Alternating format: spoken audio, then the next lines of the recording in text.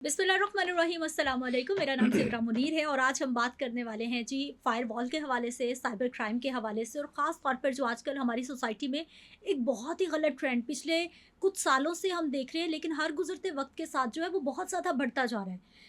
किसी भी फ़ेम को ख़राब करना है, किसी को बर्बाद करना है, किसी की ज़िंदगी तबाह करनी है, बहुत आसान सा हल है कि उस पर किसी भी तरह का इल्ज़ाम लगा दिया जाए, उसकी वीडियोज़ वायरल कर दी जाएँ, उसकी पिक्चर्स वायरल कर दी जाएँ, क्योंकि ये अगर कहा जाए कि किसी की पूरी ज़िंदगी की कमाई को 1 सेकंड में लपेट के रख देता है, तो ये गलत नहीं होगा।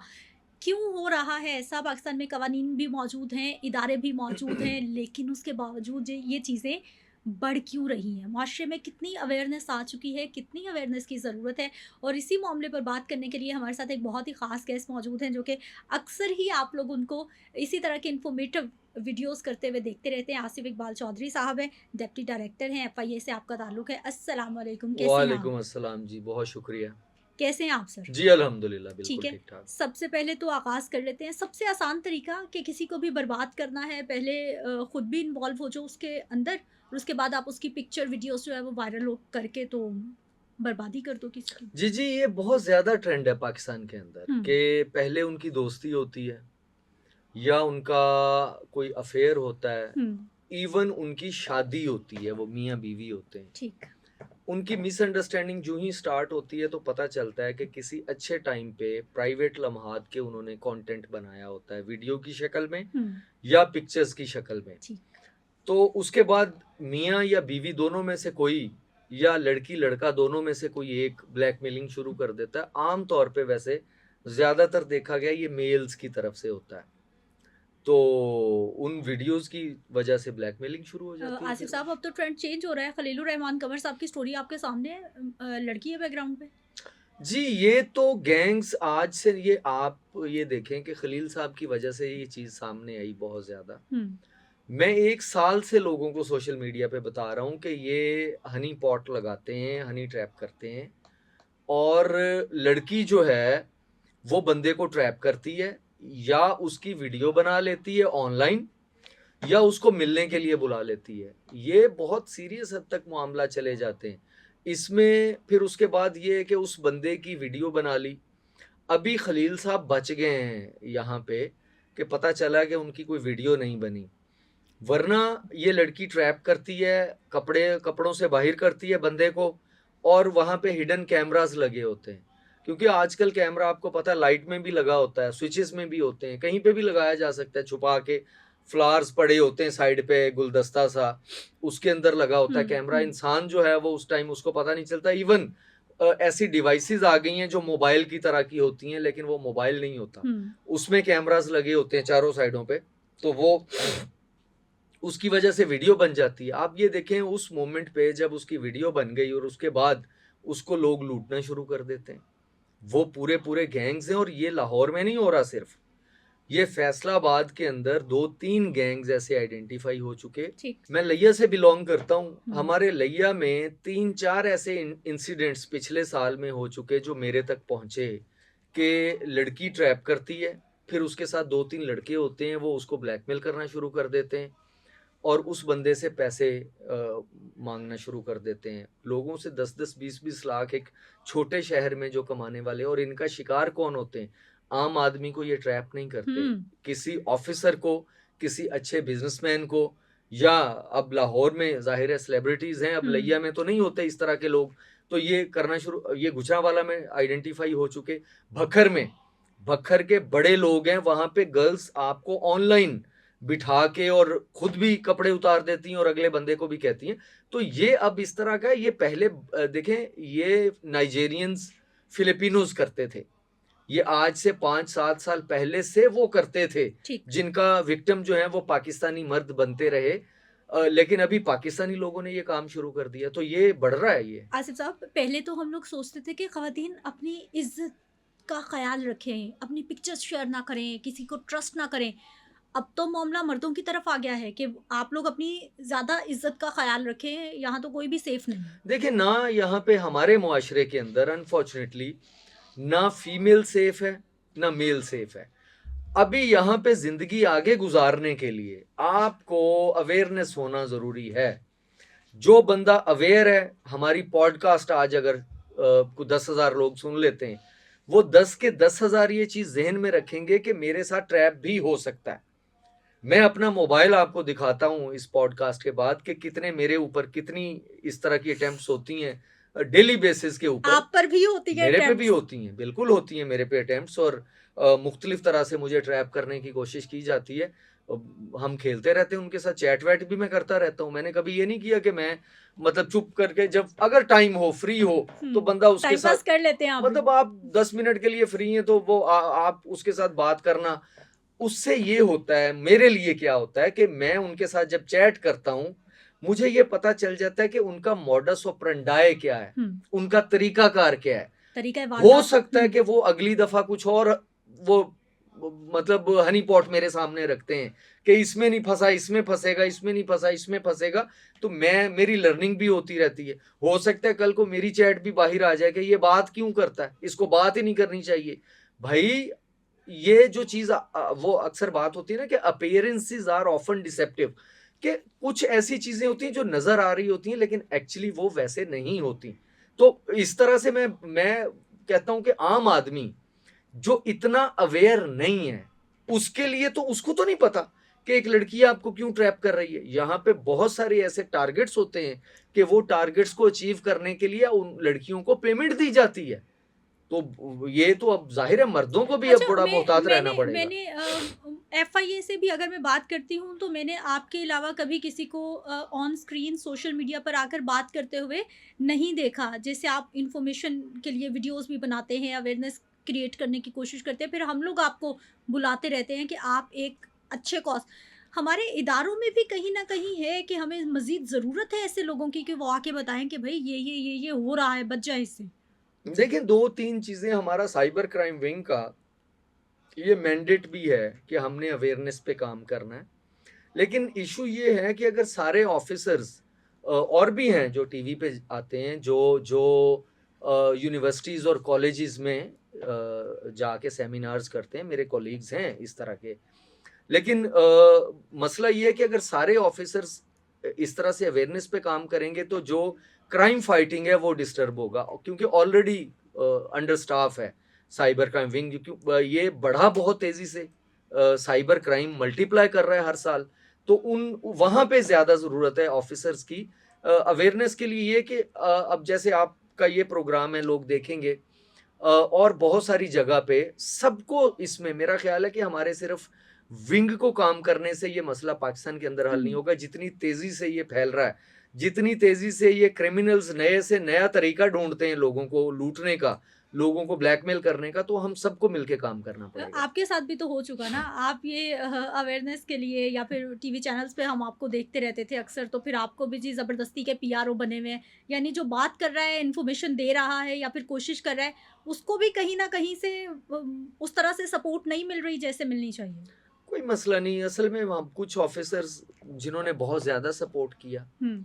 मुझे टीवी पे लाने वाले मेरे सीनियर्स, मेरा डिपार्टमेंट है, मैं खुद नहीं आया। तो बीच में अगर कोई किसी को किसी वजह से कोई अगर कह देता है कि नहीं बेहतर जाना, तो कोई इशू नहीं है। मैंने ऑब्वियसली ऑर्गेनाइजेशन में काम करना है, तो मैं इंडिविजुअली तो कुछ नहीं हूँ, मैं अपने इदारे के साथ हूँ। अच्छा, खलीलुर रहमान कमर साहब की जो स्टोरी है, अभी जो गैंग की तरफ से भी जो मुख्तलिफ मीडिया हाउसेस भी रिपोर्ट करें, वो कह रहे हैं जी हमारे पास ऐसी वीडियोस हैं कि उनको अगर वायरल कर दिया जाए तो खलील साहब तो कहीं भी मुंह शक्ल दिखाने के काबिल नहीं रहेंगे। आपके पास फैक्चुअल इन्फॉर्मेशन है इस सारे केस की?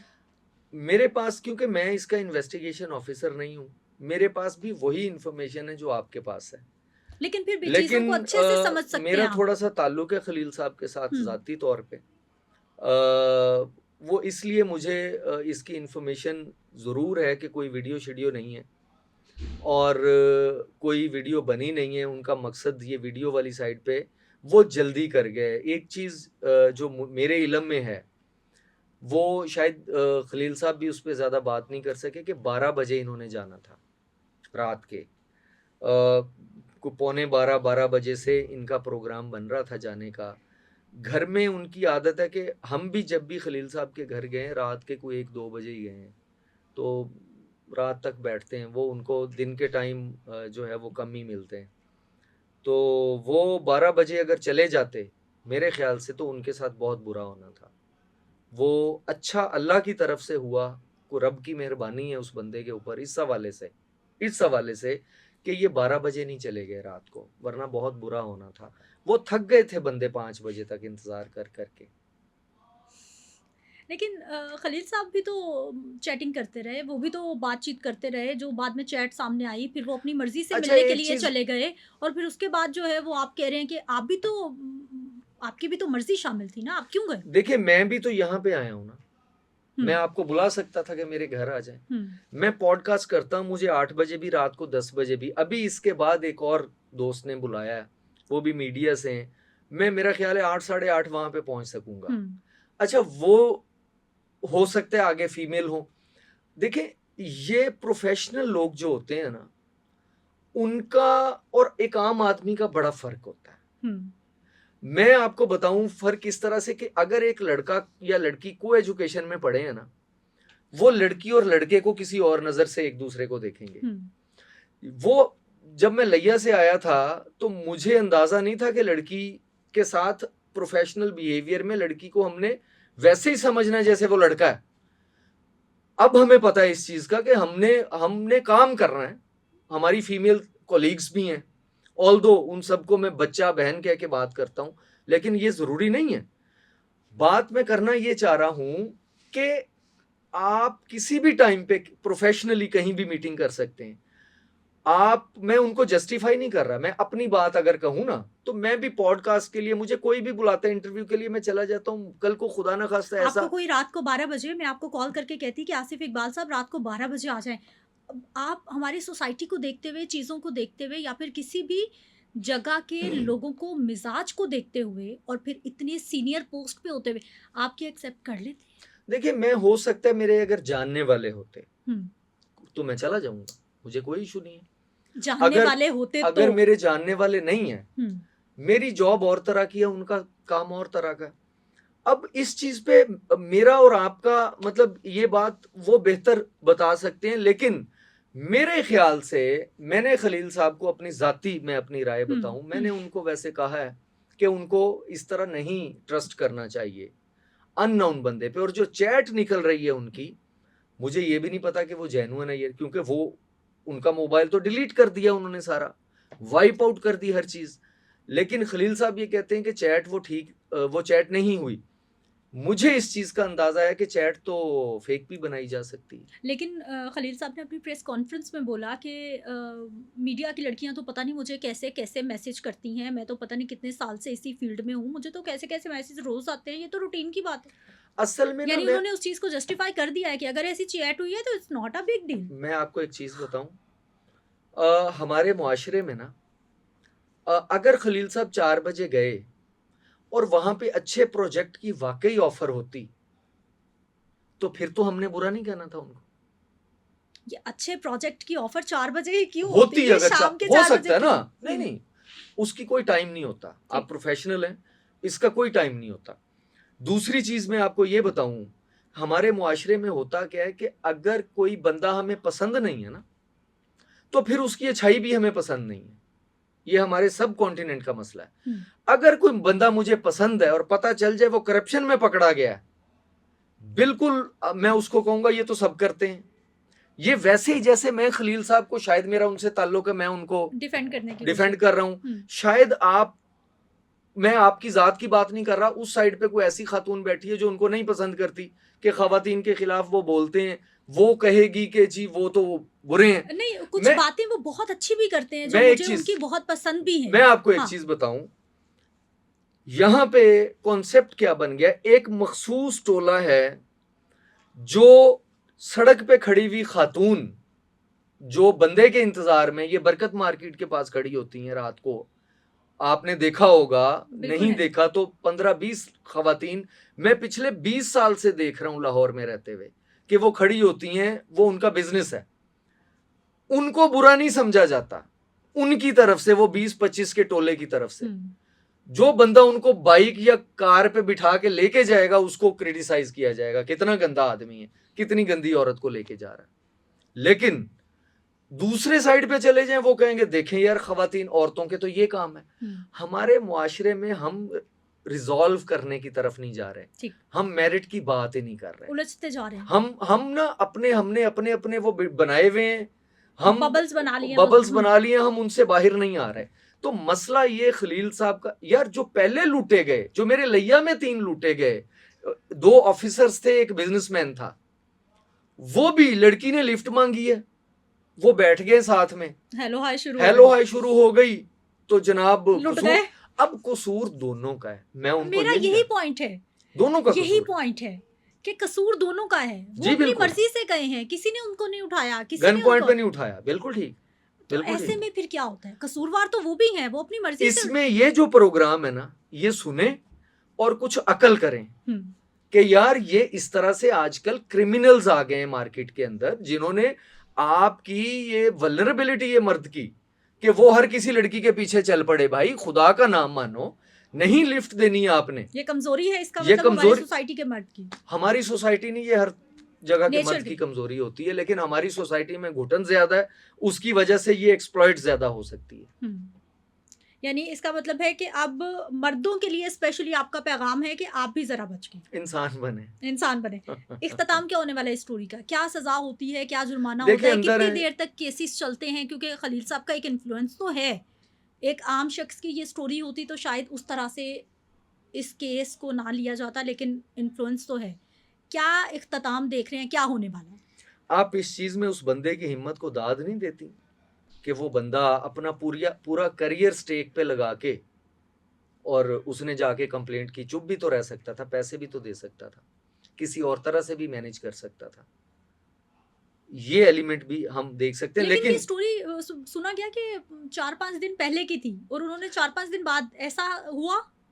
मैं इस तरह के लोगों को और को भी देखा, जिस तरह का ये कि फायर किया गया आंखों पे पट्टी बांध के और मार देना है, इसको गोली मारो, कलमा पढ़ लो, ये चीजें तो फैक्ट हैं और वो बंदे माने भी हैं। अभी इस तरह का इंसिडेंट किसी और के साथ हुआ होता ना, शायद उसको महीना होश ही ना आता, इतना बंदा डर जाता है। हमने ऐसे लोग देखे जो कांप रहे होते हैं खड़े, जो थोड़ा सा उनको कोई ऐसी चीज आ जाए, कुछ आप देख ले, रोड पे एक्सीडेंट हो जाए किसी का, बंदे से गलती हो जाती है, वो बेचारा कांपने लग जाता है कि मेरे से पता नहीं क्या हो गया। ये पर्सनैलिटी टू पर्सनैलिटी मैटर करता है।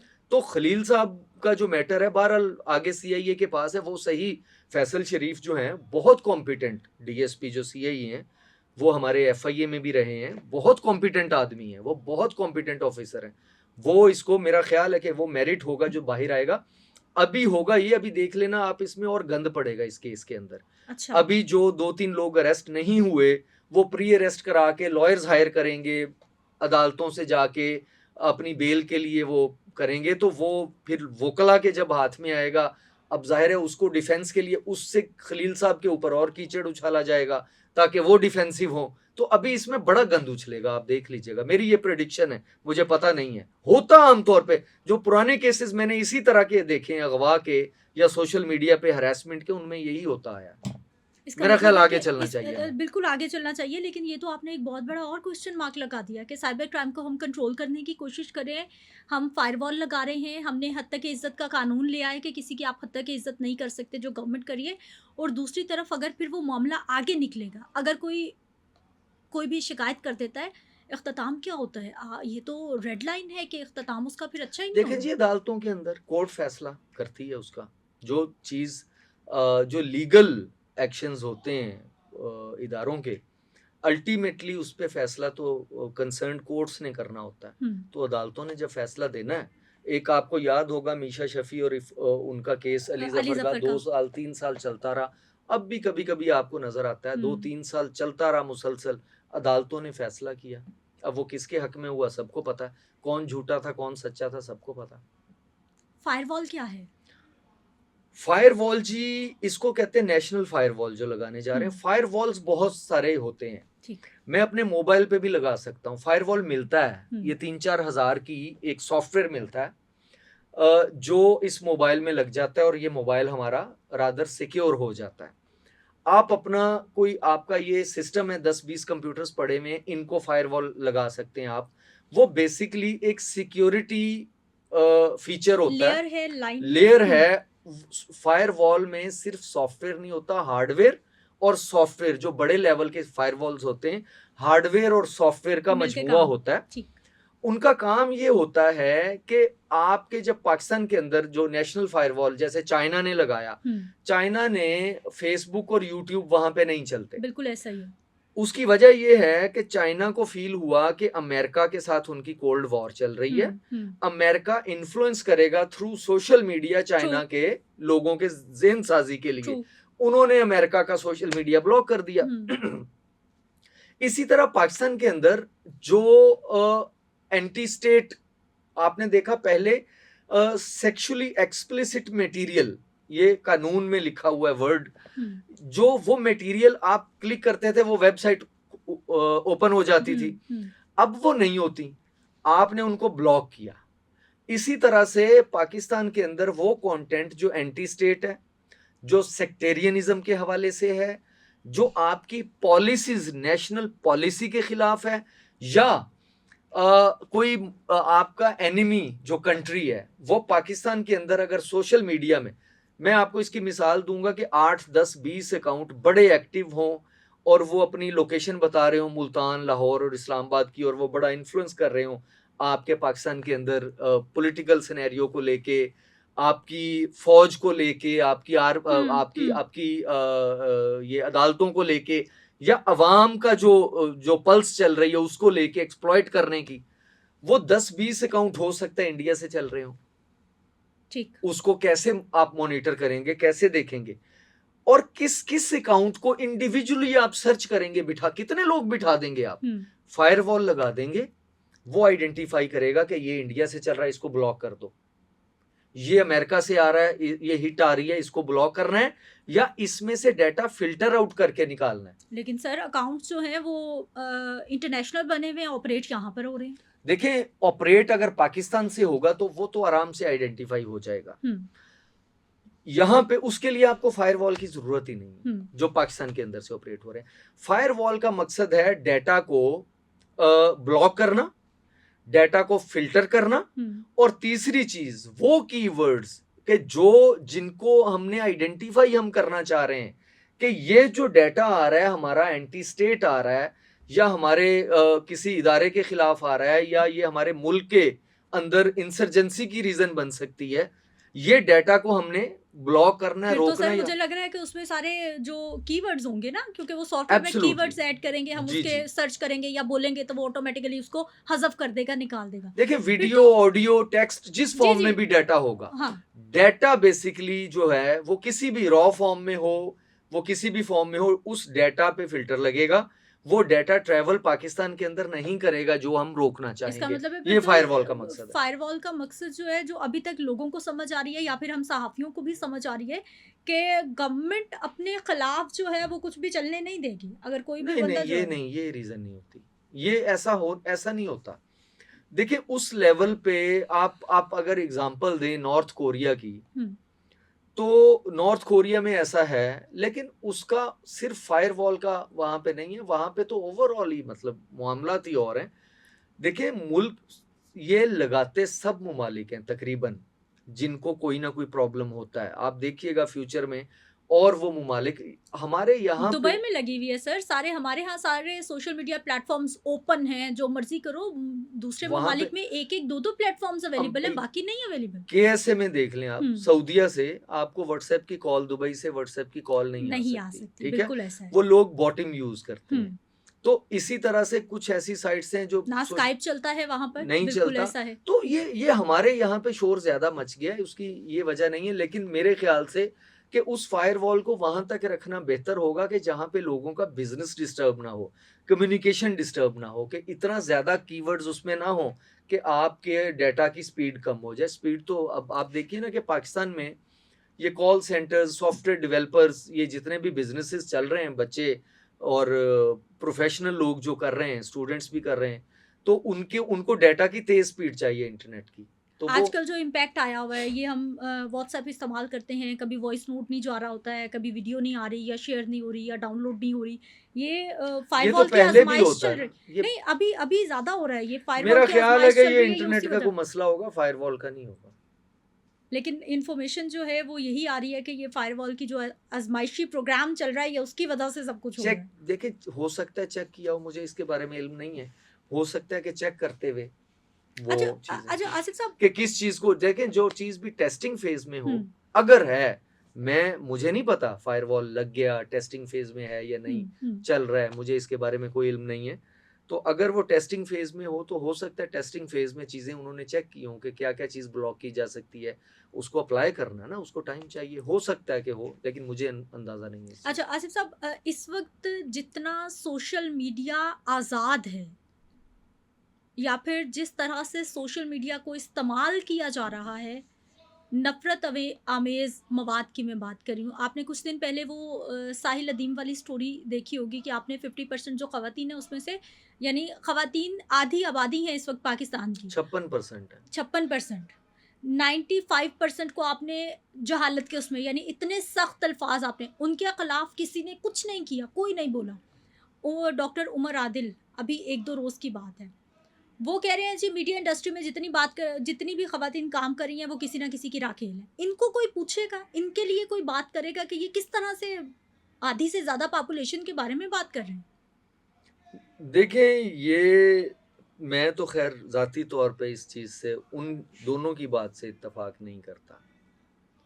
और दूसरी चीज़ ये है कि उनके खिलाफ लीगल एक्शन, कानून में अगर लिखा हो तो लीगल एक्शन हो सकता है।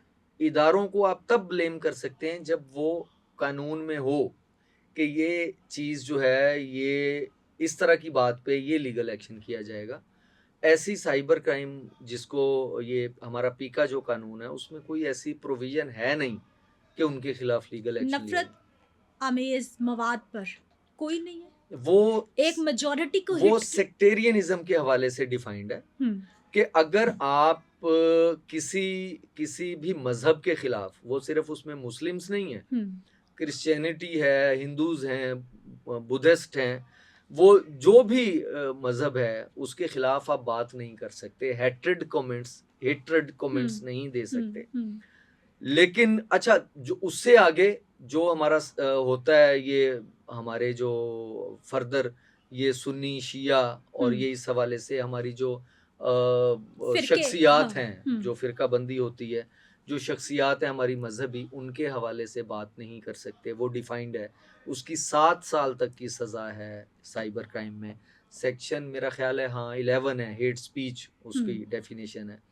तो वो डिफाइंड तो है, सर ये हेट पीपीसी स्पीच में में आ रहा है। डिफाइंड फिर है। दूसरी बात ये देखिए, वो आजकल एक मौलवी साहब हैं, मैं ज़रूर चाहूँगी एक पिक्चर साथ में ऐड कर दें। वो अजीबो-गरीब गाने बना रहे हैं। गाने क्या, वो तर्ज़ उनकी ऐसी होती